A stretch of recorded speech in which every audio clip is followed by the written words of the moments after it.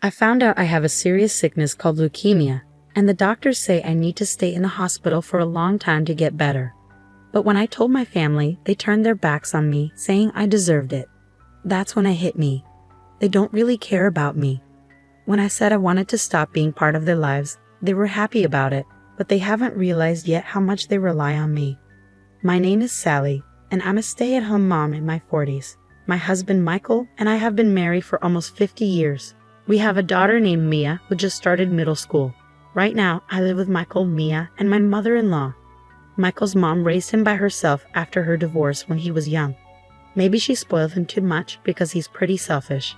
Living with my mother-in-law made me see a side of my husband I hadn't noticed before we got married. When my husband found out I was going to have a baby, he was really happy. He couldn't believe it at first, but then he thanked me and said we would face any challenges together. I promised to do my best. But that joy didn't last long. When we found out we were having a girl during a checkup, my mother-in-law said something really hurtful to me. She said, "You never cook meat, do you?" I tried to explain that I cook a balanced diet, but she wouldn't listen. She even said that maybe the reason the baby was a girl was because I didn't eat meat. I was shocked and hurt. She kept saying we only needed boys and that having a granddaughter was the worst thing. She even called me useless. I tried to tell myself that as long as the baby was healthy, it shouldn't matter if it was a boy or a girl. But as time went on, my hopes were crushed. My husband started acting distant too, maybe because he was listening to my mother-in-law. He began treating me differently, and it hurt.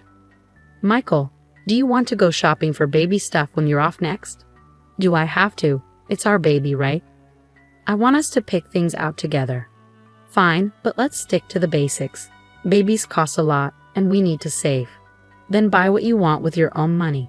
I had minimal income during maternity leave. I have to save for our child's future and cover clinic bills and baby expenses. I had to go along with what Michael and my mother-in-law said and only get the necessary baby stuff. I worried they wouldn't love our daughter when she arrived. But after Mia was born, Michael and my mother-in-law adored her. They loved her even more than I expected, so I stopped worrying. I planned to focus on parenting for a while. But when Mia turned 2, Michael told me to go back to work. I thought it would be okay since my mother-in-law loved Mia too. But when I returned to work, both my mother-in-law and Michael showered even more love on Mia. Michael started spoiling her, just like my mother-in-law had spoiled him. I tried to teach Mia right from wrong with love, but it seemed she didn't see it that way. Before I knew it, Mia didn't like me and preferred to be with my husband and mother-in-law. "Hey Mia, it's time for kindergarten. Let's go together." "I don't want to go with Mommy. I want Grandma." "Mia, Mommy has to work too. Let's go to kindergarten together, okay?" "I hate Mommy. I love Daddy and Grandma." "Mia, please don't say that." "No, Mommy, just go away." Mia's words were really hurting my feelings. My mental health was suffering because of it. But my husband and mother-in-law didn't try to stop her. Instead, they looked at me like I deserved it. These tough times continued for about 10 years. Even in middle school, Mia hasn't changed. She avoids me and sticks to my husband and mother-in-law.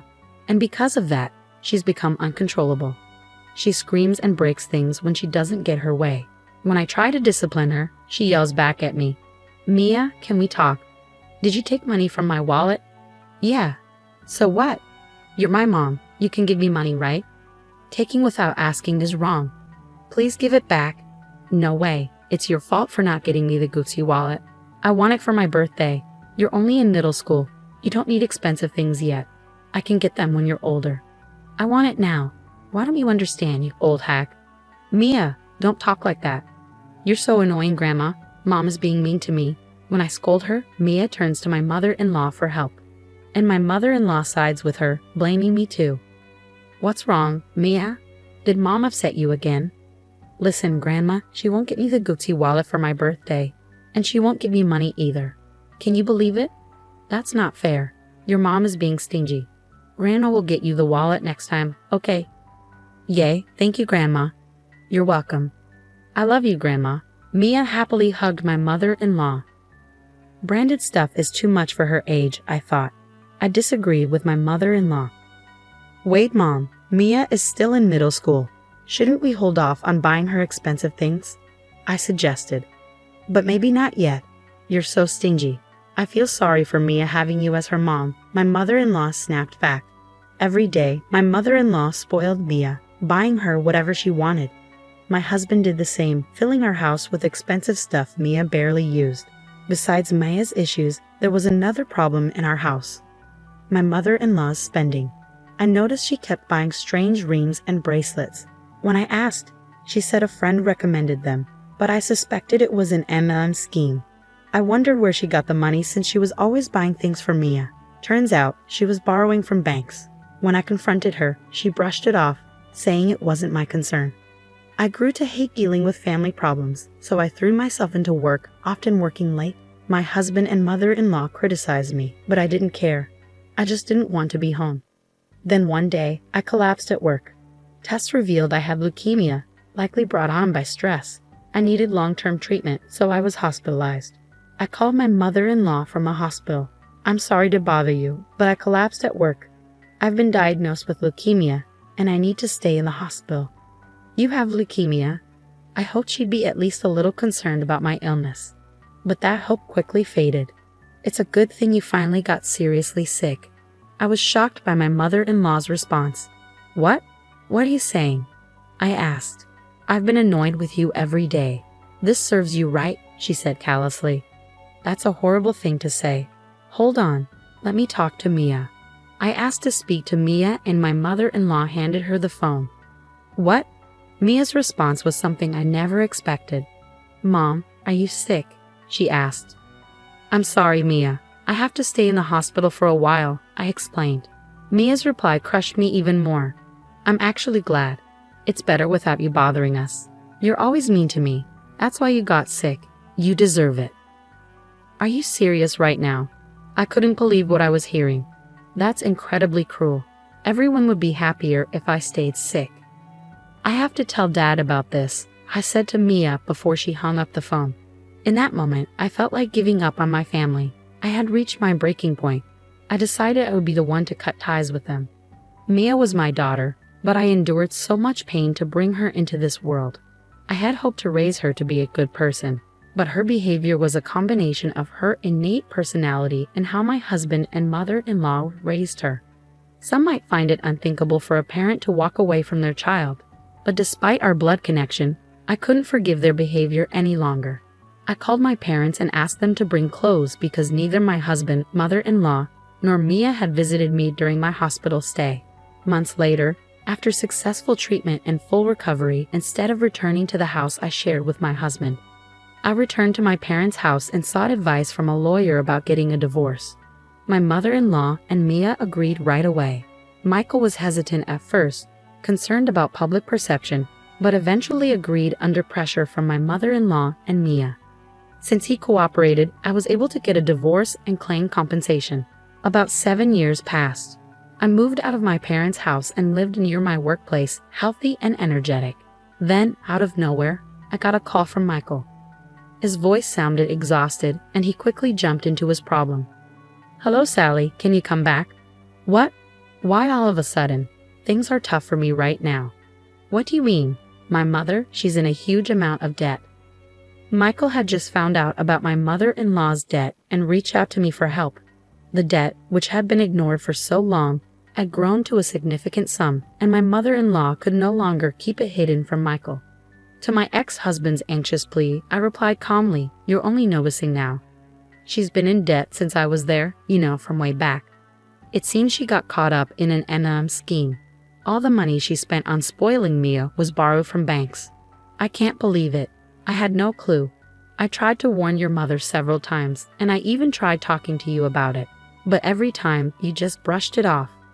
But not telling me about the debt is terrible, isn't it? If I had known earlier..." "Don't say that now. After all, I was in the hospital, and none of you even visited me once, remember? I'm sorry for that. Just help me out this once." "What are you talking about?" I snapped, losing my patience. My emotions boiled over, and I found myself shouting at Michael. "Do you think you can just apologize and everything will be okay? When I was sick and needed help, you abandoned me. I regret ever marrying you." My anger subsided, replaced by a sense of release. I had finally let out everything I'd been holding in. "You should end up in debt like your mother and suffer for once. Please calm down. I'll apologize. Shut up. It's disgusting to start relying on your divorced ex-wife now. In the background, I could hear Mia's voice. Then she took over the phone, sounding sad. Mom, Grandma's in trouble because of her debts. Please help us. It's not my problem. Don't ask me for help. Mia didn't give up, despite my quiet refusal. Dad's struggling to repay Grandma's debts. I might not be able to afford college tuition and might have to drop out. Is that okay? So, Mom, why are you acting like this is someone else's problem? Your own daughter is in trouble. Daughter? Who? Mia's words made me chuckle. Just as she faced trouble, she emphasized she was my daughter, even though she never called herself that before. What's so funny? Michael asked. I was just thinking about how you suddenly claim to be my daughter when you're in trouble, after calling me names all this time. That's not fair. I'm your biological daughter who's in trouble, you know. But I don't have a daughter. What? No, Mom. I made that decision 7 years ago when I was hospitalized. I don't need a family like you anymore. We're divorced, so we're just strangers now, okay? Mom, please don't say that. Stop. Don't call me Mom because I'm not your mother. You should live happily with your father and grandmother who's in debt. Don't ever contact me again. You're just a burden in my life. With that, I ended the call and blocked their numbers to ensure they couldn't reach me again. After that, I heard that my ex-husband and mother-in-law were working tirelessly to repay their debts. They sold everything they owned, but it wasn't enough. They were struggling to make ends meet and even struggled to eat properly. My daughter couldn't afford her tuition and had to drop out of college. The expensive items she had were sold to pay off debts, leaving her with nothing. It seems even she is working to repay her grandmother's debts.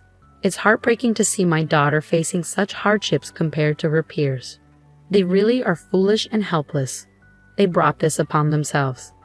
As for me, I've purchased an apartment close to my workplace. I intend to invite my parents and live peacefully as a family of 3. From now on, I want to cherish each day with my true family and live happily.